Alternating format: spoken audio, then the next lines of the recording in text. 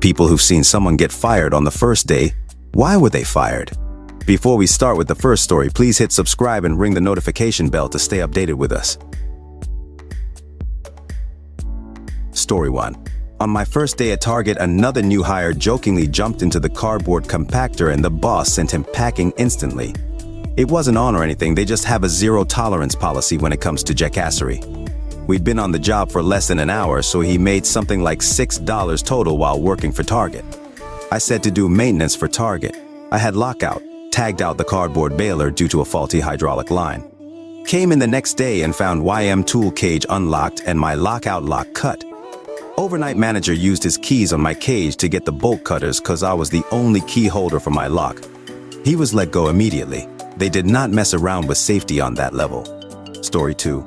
Dishwasher. First day on the job, went on break and went to the bar next door. Took a while to come back, so the chef went and found him.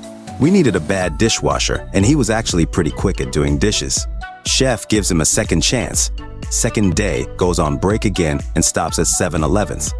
Gets a tall boy of Mike's Hard and starts drinking it right outside the back door. We have a picnic table right outside our back door for staff to eat smoke. Chef finds him again and fires him on the spot. Sad part is, my chef probably wouldn't have given a shit if he was always drunk. It was the fact he didn't even try to hide it. Story 3. I was working at a large-scale architectural firm in the Bay Area in 2004, and they hired a new guy, and after his orientation and paperwork, he finally got to his cubicle. The first thing he does is puts on his headphones and blasts death metal, Cannibal Corpse, so loud that everyone can hear, and that's him using headphones. However, that did not get him fired. His first work item was to write a company-wide email that said Debbie Harry of Blondie was responsible for 9/11 and wrote about 30,000 words for it. I have never seen our HR manager run out of her office so fast. Story 4. My first day was also the first day for another dude who showed up an hour and a half late. After being there for about 15 minutes and sort of starting helping me do the very first task we were assigned, he gets pulled into an office and fired. On his way out, he is walking past where I'm still working, and he says, "They fired me for being late." I can't believe it. "Do you think you can give me a ride?" I laughed out loud and sheepishly said, "Sorry, dude. I'm kinda working right now." He thanked me anyway and walked out the building. He accidentally did me a big favor because so many of my new coworkers saw that interaction and thought it was so incredibly hilarious. They all became immediately friendly with me to talk about it. Story 5. Mortgage company, 2017. A manager hired from outside, not an internal promotion, meets his team. I am on it. Probably only for -5 people at that time, but one of them is a very well put together lady. She is younger than me, and I am younger than the manager guy was. She was super sweet and in no way interested in any office romance, let alone a guy probably twice her age. Literally at the first meeting, right after she introduced herself and said her name, he responded with, "Wow, you're a looker. We should smash. You'd like it." And then he 100% gave the rest of us a Michael Scott look. Realizes what he has said is awful, but we just have to marinate in the silence that follows. The victim left the room quietly, told the district manager in the best room what happened, and the new guy was fired immediately after his welcome. Story 6. Dude got a job at a Fortune 250 company as a direct report to a direct report of the executive committee. Was likely at least a $500,000 job. After his first day, he takes his team, about 30 people, out for drinks and apps. This is kind of a no-no as it's going to be a significant company expense and the company is trying to cut back. Still, this isn't anywhere near enough to get him fired, just an odd choice. He ends up getting blackout drunk and sexually harassing 2 female employees on his team, asking them to sit on his lap, putting his arm around them. His behavior was recorded and via phone. Next day, he has a meeting with HR and was terminated. Story 7. I worked in audio-visual for large corporate events a long time ago. We had a helper from another location help at a big conference. He criticized everything from the moment he walked in. After his shift, our boss chewed him out. He cried on his way out the door. Then he forgot his car keys and had to come back in. He wasn't fired, but he never came back to our location to help again. Story 8. Our town's prick mayor forced his spoiled prick son to get a job at a restaurant where I worked. On his first day of training as a host, the kid sat in the waiting area looking at his phone instead of standing behind the host's stand greeting customers. The trainer tried to sort him out a couple of times, but he'd just greet one customer, walk them to their table, then go right back to sitting. The manager came to talk to him. Then the kid sighs, says, "I can't do this," and heads for the exit. They told him if he was going to walk off his shift, he shouldn't bother coming back. And the kid just waved on his way out. He only lasted a couple hours. Story 9. New hire called in on the first day of orientation, tells them she can't start work until next week. Quarantine. The day she was supposed to return to work with a doctor note. Worked a couple of days. She called in again and said 2 weeks before she could come back to work. Hurt her back. She worked the first 2 days after her leave was up and called in the next day saying it would be another week before she could come back to work. At that point, they had reviewed some security footage for law enforcement, unrelated, and caught her stealing. Not from the company, but from another employee. She was fired. 2 days later, her husband shows up to surprise her at work with a homemade dinner. Boss has to deal with it. Apparently, she was telling him she was working a lot of hours for the last month and a half. Story 10.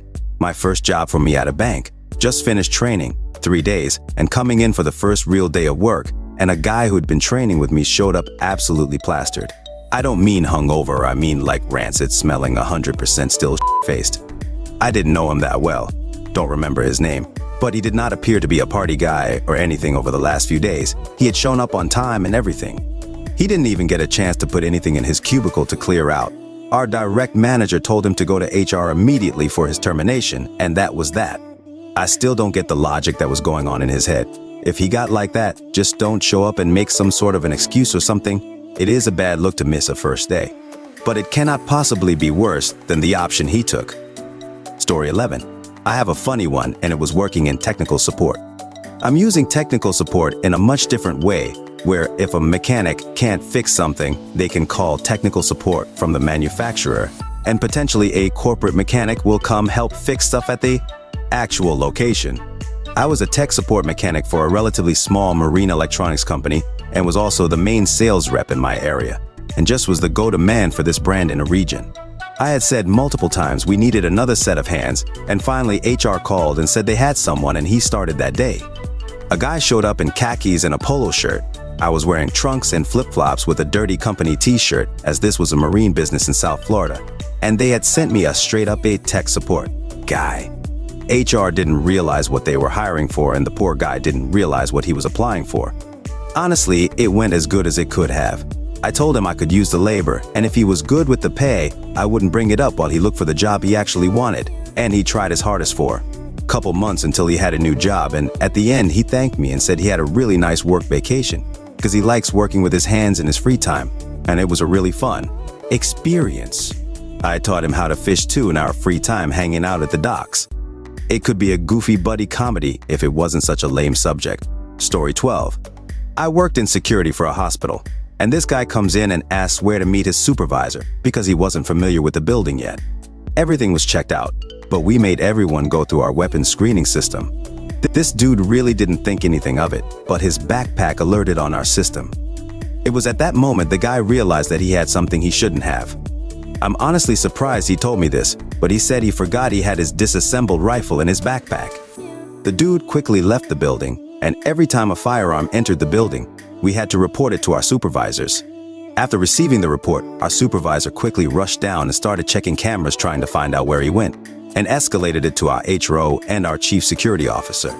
Apparently the guy never came back, but we did confirm with the supervisor that he was supposed to meet and that it indeed was his first day on the job. It was a military backpack, so I'm assuming he was former military and just forgot it there. But after this whole incident, my supervisor smiles and says, well, this was his first and also his last day here. Crazy to think someone can just forget it in their bag though. Story 13. This girl walked into her first shift with blue hair. Where I worked had a pretty strict hair, makeup, and piercings dress code, and she had been told at her interview, where she had brown hair, about the strict rules, and had signed a uniform policy form. This was almost excusable, but she just made it worse from there. During her training in another area, I was working close by and she turned, interrupting her trainer to tell me that I, another trainer, was doing my job incorrectly. She then asked if I'd like her to show me how to do it properly. I said no thanks and ignored her, then complained to the other new girl about how rude I was and how she, blue hair, would be my boss within a couple of weeks. What got her in the end was a rare visit from the owner, who was a no-nonsense serious businesswoman with about 8 restaurants under her belt. She greeted Blue Hair, asked how her first day was going, then very politely informed her she would need to fix her hair as it was against policy. This set off Blue Hair, and she started yelling at the owner that she'd read the policy. There was nothing against Blue Hair, and she was an idiot who couldn't tell Blue Hair what to do. The owner just very succinctly explained who she was, that she could tell Blue Hair what to do, and that the uniform policy had been written by the owner herself. Blue Hair just stared at her. The owner took the trainer and the manager into the office. Blue Hair didn't seem concerned at all and joked about the promotion she was about to receive. They called Blue Hair in after about 10 minutes, and within 2 minutes, she was then marched out of the restaurant with her head down, never to be seen again. Story 14. Those at Anderson, pre-Enron. Poor guy finally got his first big job and his mom was coming into town for dinner to celebrate. First in his family to graduate college. All that shit. Well, they had a client meeting over lunch, and apparently at some point he got a splash of soup on his tie. Some high-up manager saw him and said, "Get that slob out of here before a client sees him." Guy was bawling outside the Minneapolis location off of R&D Street. I bumped into him and got his story. Sadly, I've seen worse, but the fact his mom was coming down. I parked him at the IDS building lobby and made a few calls. Needless to say, none of us were happy about it, but a few calls were made, and we had him a new job. And a pay bump apparently before his mom met him that evening. In all my years, I've never seen a group of effectively random strangers come together like that to help someone out, and just a general mutual hatred for Anderson. Big thanks apparently to, God, this was 26 years ago, but I want to say it was a joint effort between a Target exec at the time and someone over at Robert Half that made some seriously fast calls. I want to say it was Excel. Well, I think it was still NSP at that time. That picked him up. Don't know what happened to the guy after that.